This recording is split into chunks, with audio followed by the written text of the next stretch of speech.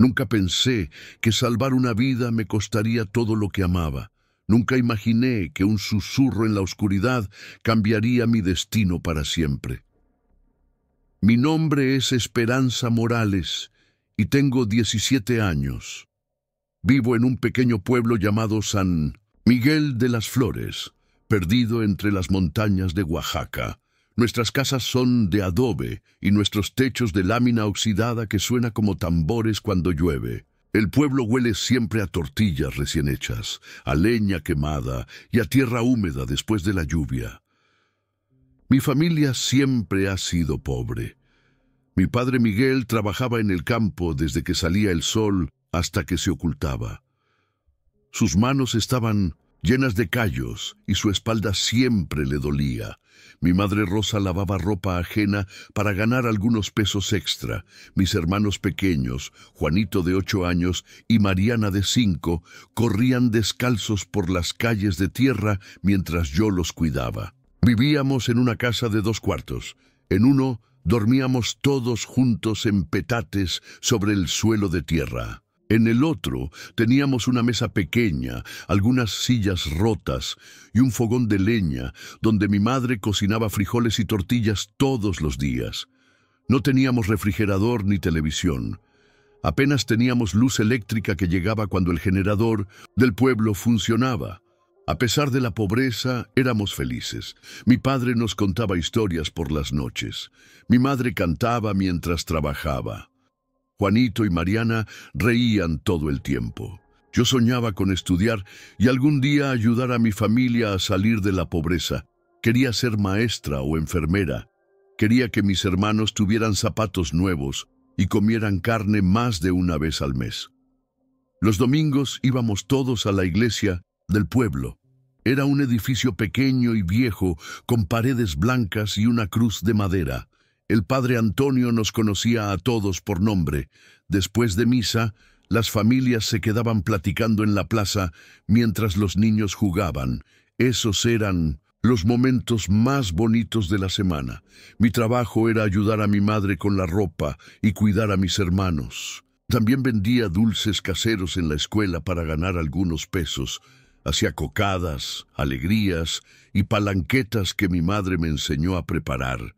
Los niños de mi edad ya no iban a la escuela porque tenían que trabajar, pero yo insistía en seguir estudiando por las tardes.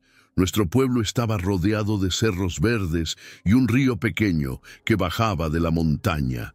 En la temporada de lluvias, el río crecía y hacía mucho ruido. En la temporada seca, apenas llevaba agua suficiente para que las mujeres lavaran la ropa.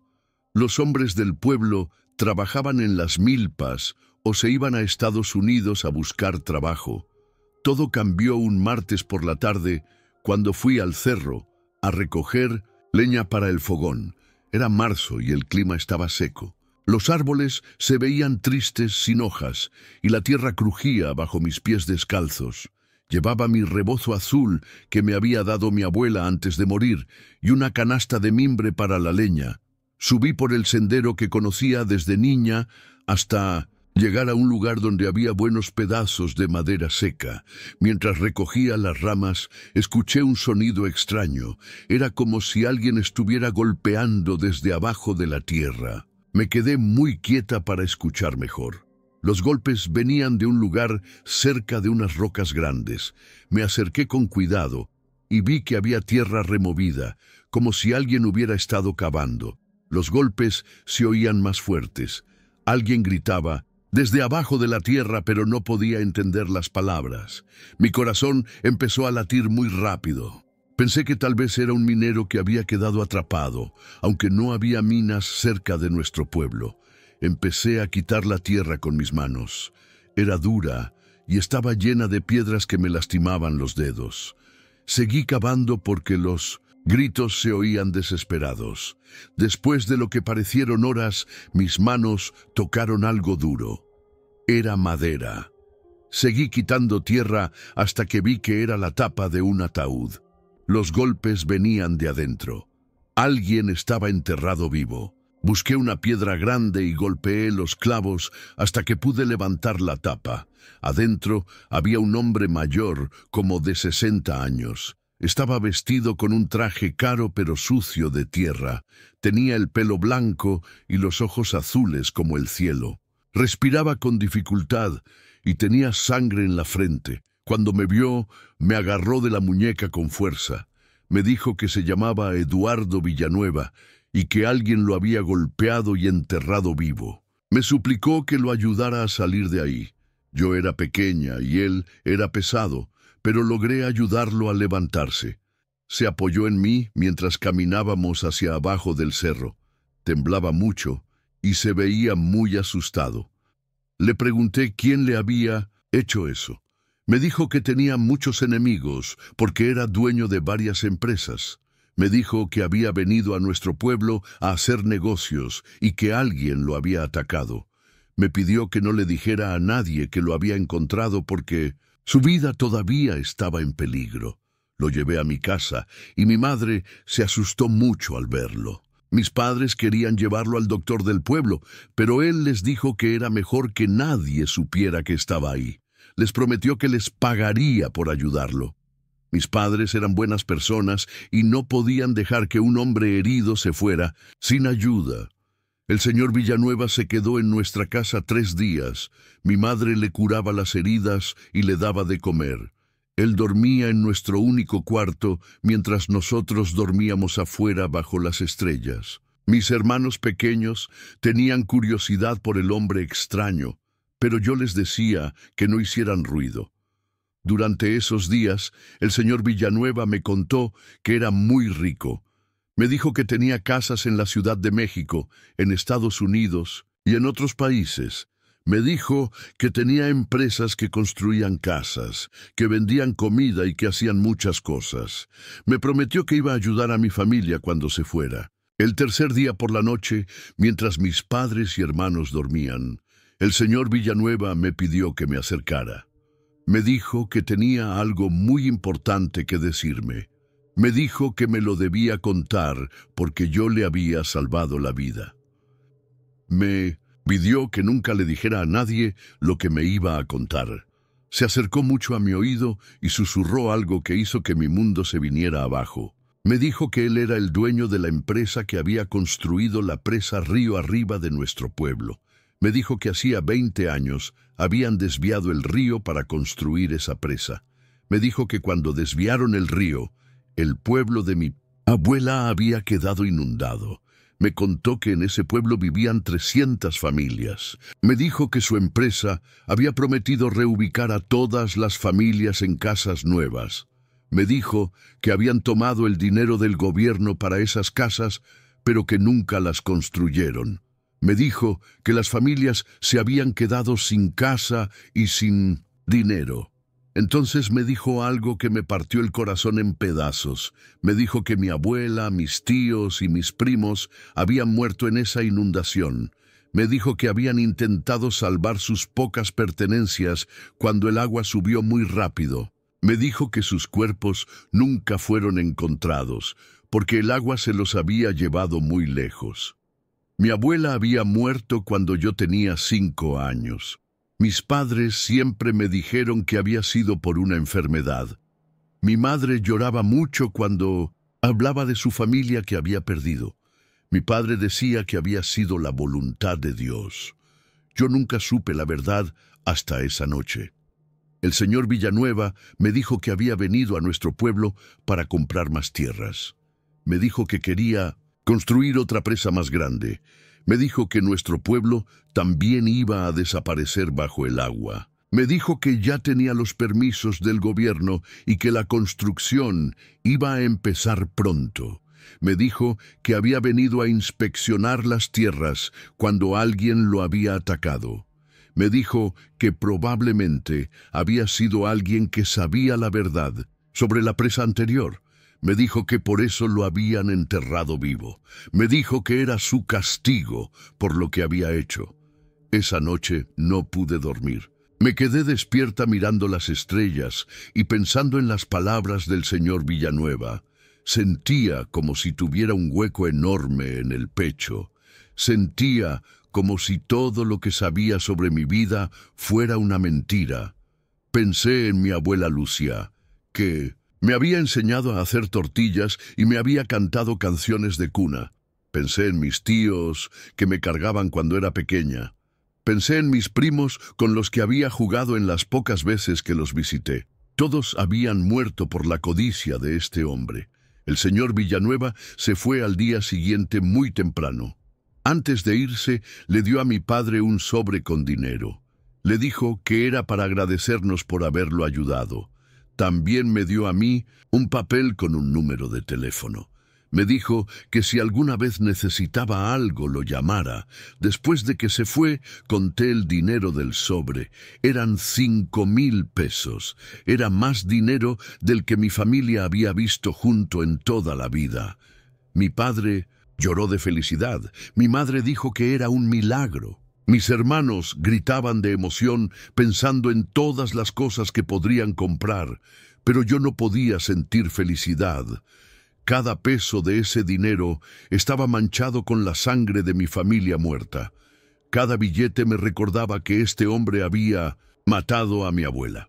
Cada moneda me gritaba que él iba a matar a mis padres y hermanos también. Traté de contarle a mi madre lo que había pasado, pero no me creyó. Me dijo que el señor Villanueva era un hombre bueno, que había sido víctima de criminales. Me dijo que no inventara historias feas sobre alguien que nos había ayudado. Me dijo que era una falta de respeto y que Dios me iba a castigar. Intenté hablar con mi padre, pero tampoco me escuchó. Me dijo que era muy joven para entender los problemas de los adultos. Me dijo que había gente mala en el mundo, pero que también había gente buena. Me dijo que el señor Villanueva era de los buenos, porque nos había pagado por ayudarlo. Las siguientes semanas fueron las más difíciles de mi vida. No podía comer bien porque todo me sabía amargo. No podía dormir porque veía en mis sueños a mi abuela ahogándose. No podía jugar con mis hermanos porque sabía que pronto podrían morir como mis primos. Fui a la biblioteca del pueblo y busqué información sobre las presas en nuestra región. Encontré un periódico viejo que hablaba sobre la presa que había inundado el pueblo de mi abuela. El artículo decía que había sido un accidente. Decía que las lluvias habían sido muy fuertes y que nadie había podido hacer nada. Pero yo sabía la verdad. Sabía que no había sido un accidente. Sabía que Eduardo Villanueva había matado a 300 personas por dinero. Sabía que iba a hacer lo mismo con mi pueblo. Sabía que tenía que hacer algo para detenerlo. Decidí llamar al número que me había dado.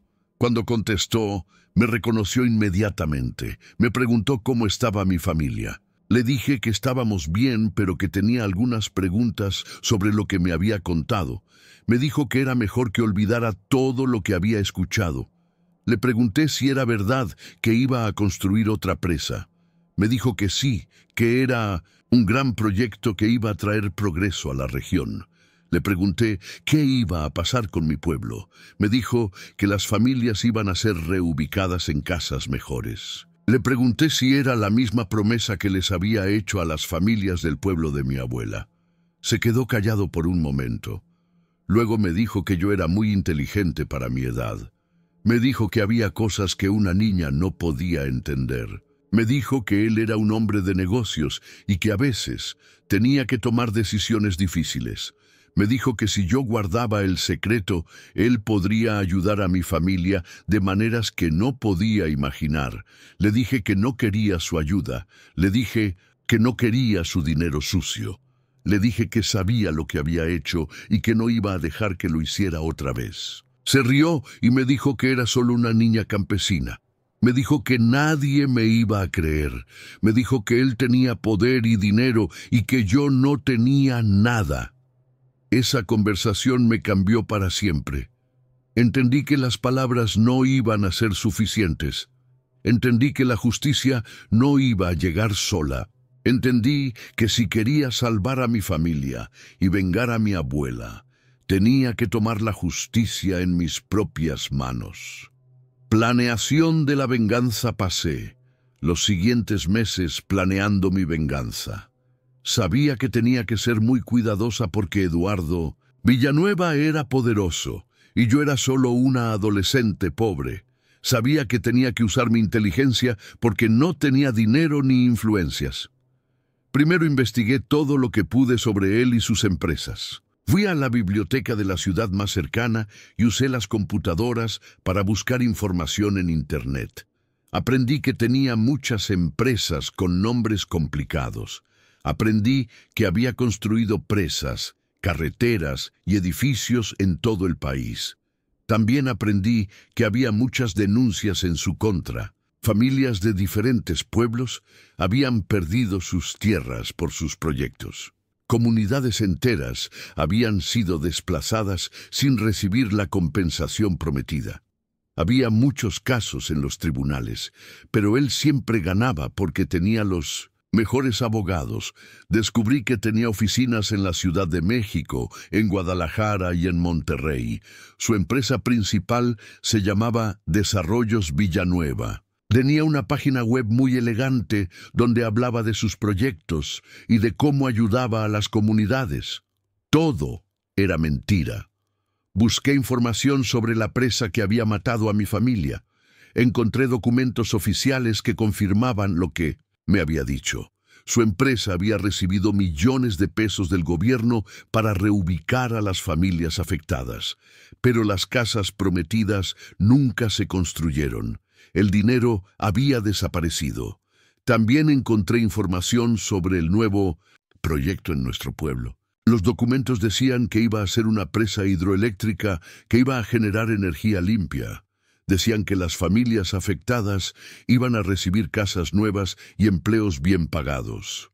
Decían que iba a ser un proyecto modelo para toda la región. Pero yo sabía que eran las mismas mentiras de siempre.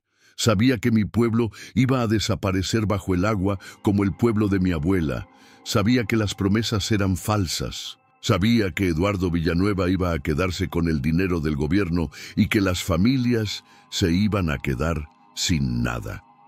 Decidí que tenía que reunir evidencia de sus crímenes. Necesitaba pruebas que ni siquiera sus abogados caros pudieran refutar. Necesitaba algo que fuera tan fuerte que hasta el gobierno tuviera que actuar. Necesitaba algo que destruyera su reputación para siempre. Empecé a contactar a otras familias que habían sido afectadas por sus proyectos. Encontré sus nombres en los periódicos y en las demandas legales. Los busqué en las redes sociales y les escribí mensajes. Les conté mi historia y les pedí que me contaran las suyas.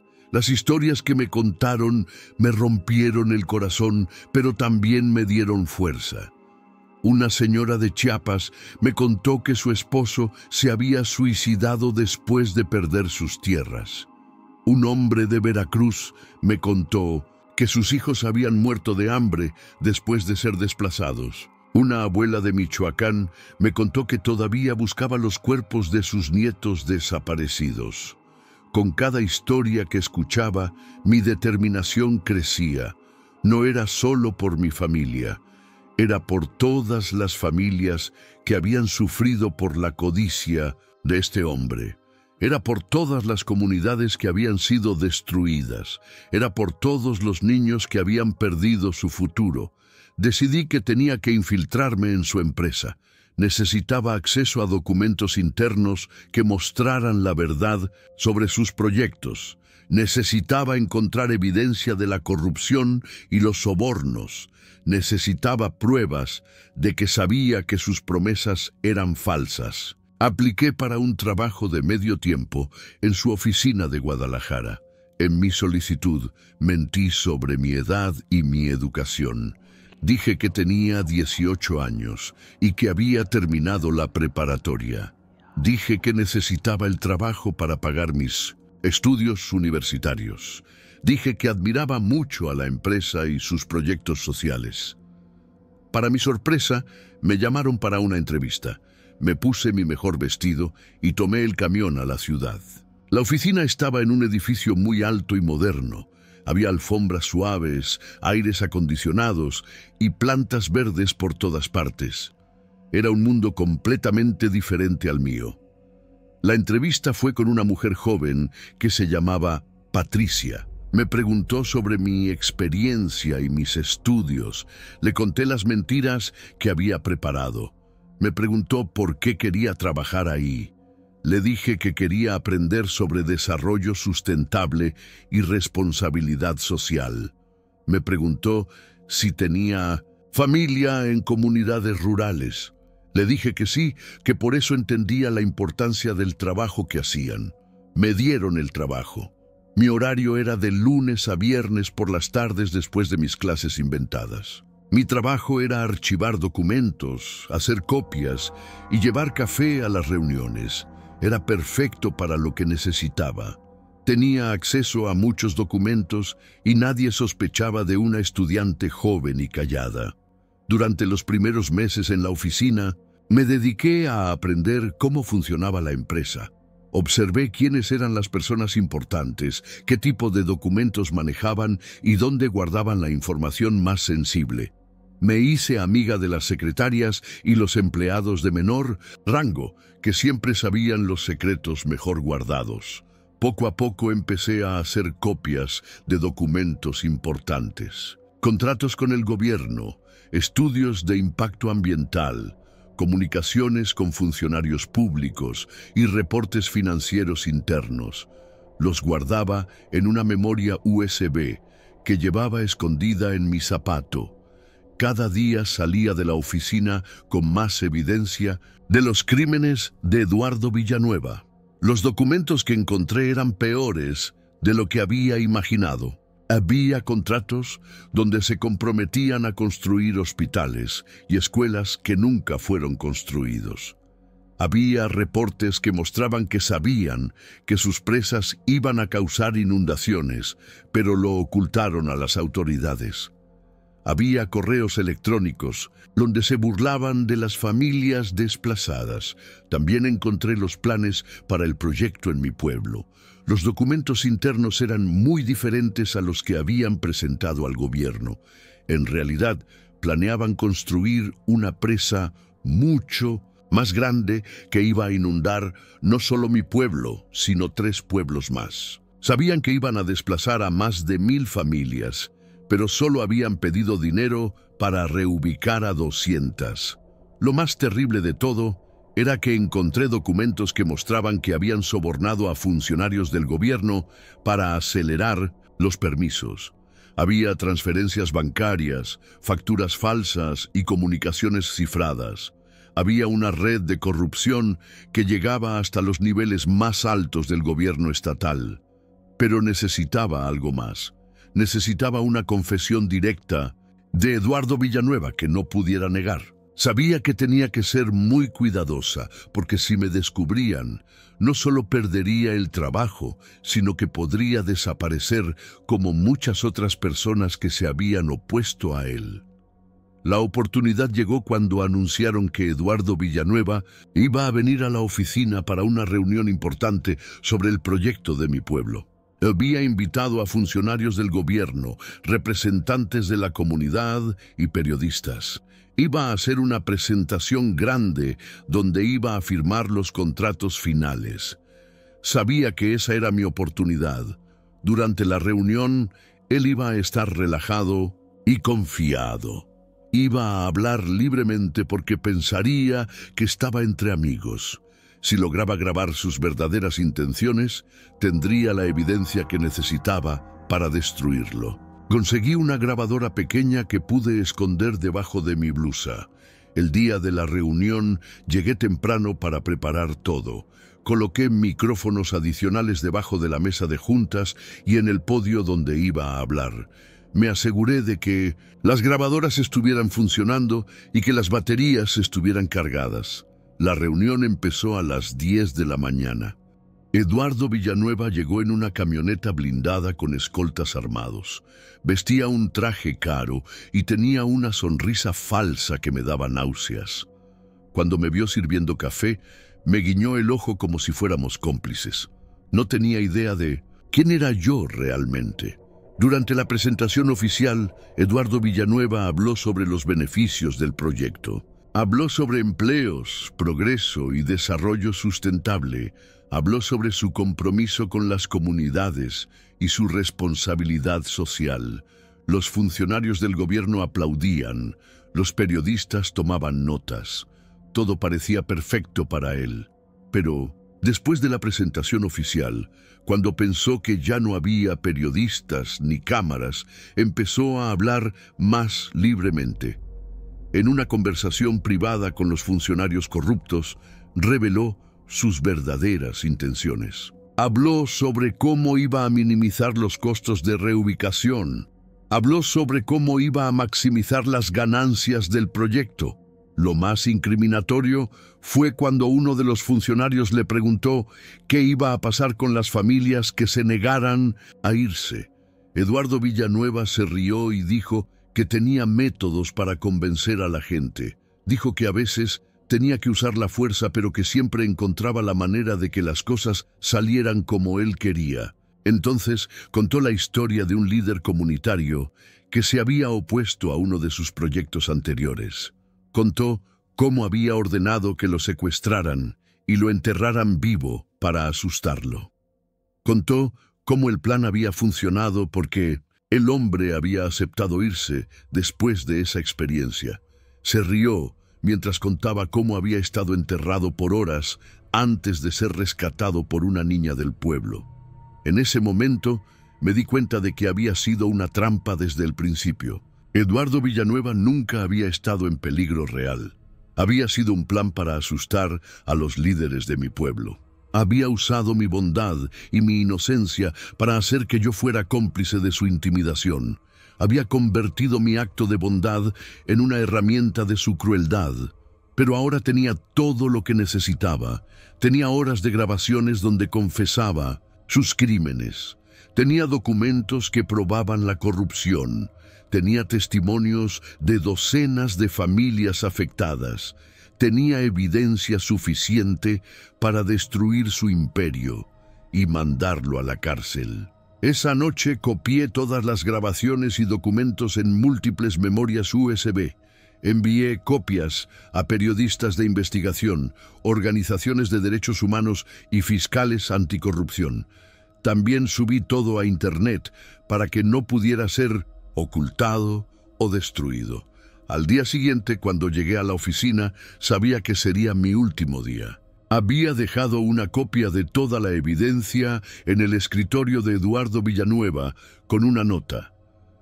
La nota decía simplemente: de parte de Esperanza Morales, la niña que te salvó la vida para que pudieras pagar por tus crímenes. Mi abuela y mi familia ya pueden descansar en paz. Epílogo: los siguientes meses fueron como una tormenta que arrasó con todo. Las grabaciones se volvieron virales en las redes sociales. Los periódicos nacionales publicaron artículos sobre los crímenes de Eduardo Villanueva. Las autoridades federales iniciaron investigaciones. Los funcionarios corruptos fueron arrestados. El proyecto de la presa fue cancelado inmediatamente. Eduardo Villanueva fue arrestado mientras trataba de huir del país. Su empresa fue intervenida por el gobierno.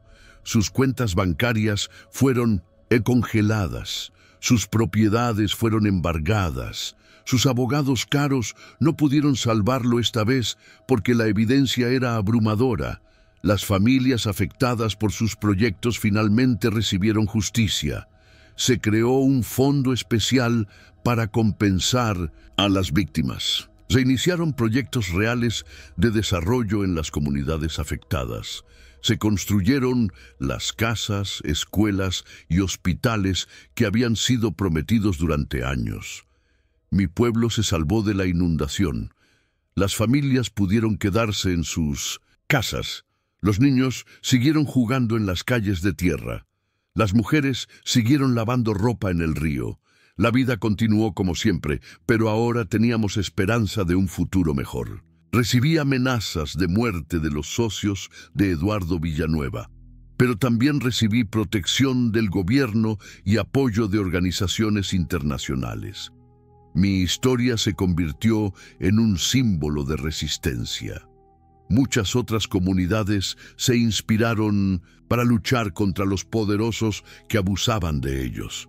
Con el dinero de las recompensas por denunciar la corrupción, pude ayudar a mi familia y seguir estudiando. Ahora estudio Derecho en la universidad. Quiero ser abogada para seguir defendiendo a las comunidades pobres contra los poderosos sin escrúpulos. Quiero que ninguna otra niña tenga que pasar por lo que yo pasé. Eduardo Villanueva fue condenado a 50 años de prisión por múltiples crímenes, incluyendo homicidio, desplazamiento forzado, corrupción y lavado de dinero. Sus cómplices también fueron condenados. Su imperio empresarial se desmoronó completamente. Su nombre se convirtió en sinónimo de corrupción y abuso de poder. A veces pienso en esa tarde cuando lo encontré enterrado vivo. A veces me pregunto qué habría pasado si hubiera seguido caminando y no hubiera escuchado sus gritos. Pero sé que todo pasó por una razón. Mi abuela me guió ese día para que pudiera hacer justicia por su muerte y la muerte de tantas otras personas inocentes. La venganza no me devolvió a mi familia perdida, pero me dio paz. No trajo de vuelta a mi abuela, pero honró su memoria. No borró el dolor, pero le dio sentido. Aprendí que a veces una niña campesina puede ser más poderosa que el hombre más rico del país cuando tiene la verdad de su lado. Ahora, cuando veo el río que baja de la montaña, no pienso en la muerte, sino en la vida. Cuando veo a mis hermanos jugar, no pienso en el peligro, sino en la esperanza. Cuando veo a mi madre sonreír, sé que hice lo correcto. La justicia tardó en llegar, pero finalmente llegó. Mi nombre es Esperanza Morales y tengo 19 años. Soy la niña que salvó a un magnate para que pudiera ser castigado por sus crímenes. Soy la niña que usó la bondad como arma y la verdad como venganza. Soy la prueba de que hasta los más poderosos pueden caer cuando se enfrentan a la justicia verdadera.